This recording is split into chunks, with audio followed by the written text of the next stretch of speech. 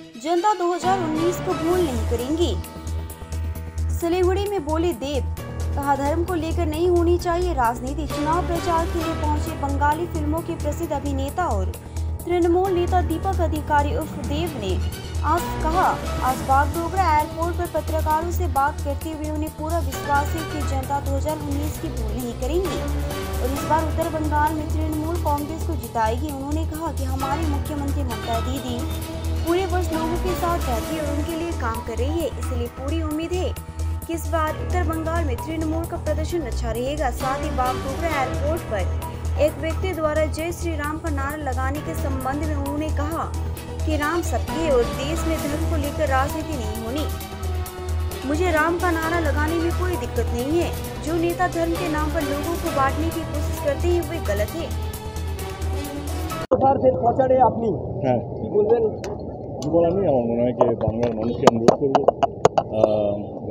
রায়গঞ্জ আর উত্তর দিনাজপুরের মানুষকে অনুরোধ করব যে তৃণমূল পক্ষে যেন থাকে এবং আমাদের নেত্রী আমাদের দল যা যা করেছে গত 13 বছরে রাজ্য সরকারে এবং এটা মানুষকে বলবো এবং মানুষ পাক যেটা মানুষ যেটা ডিসাইড করবে তারপরে কে কাকে ভোটটা দেবে সেটা পুরোপুরি তাদের গণতান্ত্রিক অধিকার।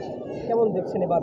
খুব ভালো, very positive, very optimistic, very positive এবং আমি তো অনেক জায়গায় যাচ্ছি এবারে প্রচণ্ড পজিটিভ একটা সাড়া পাচ্ছি আমরা এবং আমরা কোথাও যেন যেইটা 2019-এ হয়েছিল আমার মনে হয় না সেই ভুলটা এবারে হবে আমাদের পক্ষ থেকে এবং এবারে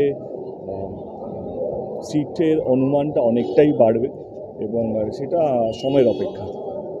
এক কথা বলা যায়, দেব যদি রাজনীতিবিদ না হয়, একদিক দিয়ে রাজনীতিবিদ একদিক দিয়ে আবার অভিনেতা, কোচবিহারে প্রচার করেছে 3টি আসনে ভোট সম্পন্ন, সেই 3টি আসন কাকে রাখে?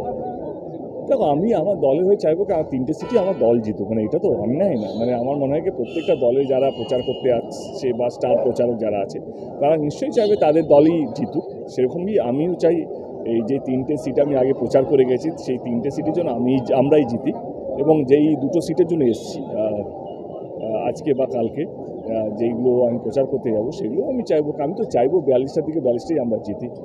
বাট আমার মনে হয় আমি চাইলে তো শুধু হবে না এবং যে কোনো দলের স্টার প্রচারক চাইলেই যে হবে তার কোনো মানে নেই। মানুষ কাকে বেশি বিশ্বাস করবে, মানুষ কার কাজকে চোখের সামনে দেখছে বা কার কাজকে শুধু জুমলাবাজি দেখছে তাকেই মানুষ ভোটটা দেবে।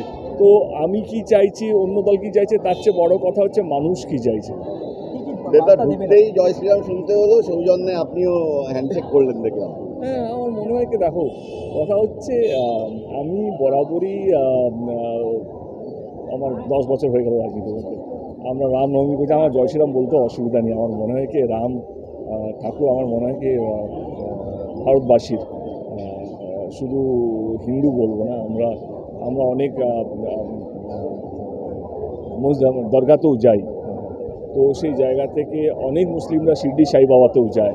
তো আমাদের দেশে আমার মনে হয় কি ভারতবাসীকে ধর্ম শেখাতে আসবেন না এবং ঠিক আছে কিছু উত্তেজিত হয় না কি কর্মীরা বিরোধী দলকে দেখলে, আমার মনে হয় ঠিক আছে একটু দেবকে দেখলে একটু স্লোগান হবে না, তাহলে কি মানে যা দেব জানে কীভাবে পুরো ব্যাপারটা হ্যান্ডেল করতে হয়। আমার মনে হয় সব কিছু রাগ অভিমান দিয়ে হয় না, কিছু জিনিস ভালোবাসা দিয়েই হয়ে যায় এবং যেটা দেখতেও পেলে।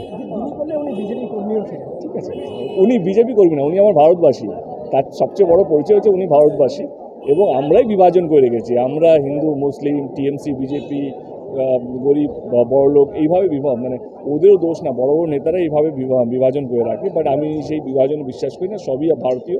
আমরা চাই যেই জিতুক না কেন ভারত দেশটা যেন উন্নতি করে, এই নির্বাচনটা হচ্ছে যে দেশকে এগিয়ে নিয়ে যাবে।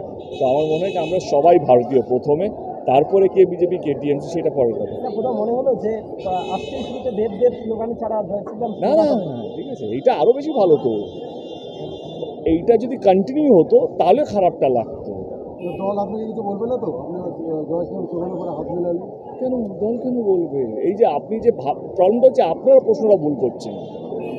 আমার কেমন লাগলো প্রশ্নটা এটা হওয়া উচিত। অ্যাজ এ ব্যক্তিগতভাবে আমার ভীষণ ভালো লেগেছে একটা লোক যে এতক্ষণ ধরে দাঁড়িয়েছিল কিছু বলতে পারছিল না, অ্যাটলিস্ট সুযোগ পেলো জয় শ্রীরাম বলার এবং সে আমাকে শুনিয়ে আমি হাক করলাম, তারপর চুপও বসে গেল, একটাও কথা বলছেন, সামনে দাঁড়িয়ে আছে। কিন্তু এটাই তো ভালোবাসা। আমার মনে হয় সব কিছু যুদ্ধ উচ্চবাচ্য কথা বলে হয় না, চিৎকার করে হয় না, কখনো একটা সিম্পল ভালোবাসা, একটা সিম্পল হাগেই হয়ে যায়। তো সেটা সবচেয়ে বড় প্রমাণ, তোমাদের সামনের প্রমাণ। মানে এইটা তো আমার সাজানো না, বা উনিও জানতেন না আমি বেরোবো কি বেরোবো না, উনি নিজের দলের কোনো কর্মীর জন্য বা নেতার জন্য ওয়েট করছেন। আমার মানে এইটাই সবচেয়ে বড় উদাহরণ, এটাই সবচেয়ে বড় এক্সাম্পল।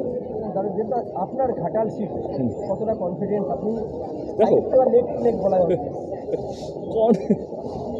জীবনের কোনো জিনিস কনফিডেন্স হয় না, কোনো জিনিস শিওর শট হয় না। ঘাটালে এখন নির্বাচন, এখনও 1 মাস বাকি।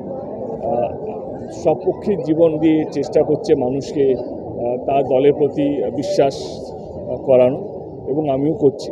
মানুষ 25শে মে যাকে বেশি বিশ্বাস করে তাকে ভোটটা দেবে, এবং রেজাল্ট যাই হোক না কেন সেটা আমি মাথা পেতে নিয়ে নেব। হিরণ তো অনেক কিছুই বলছে।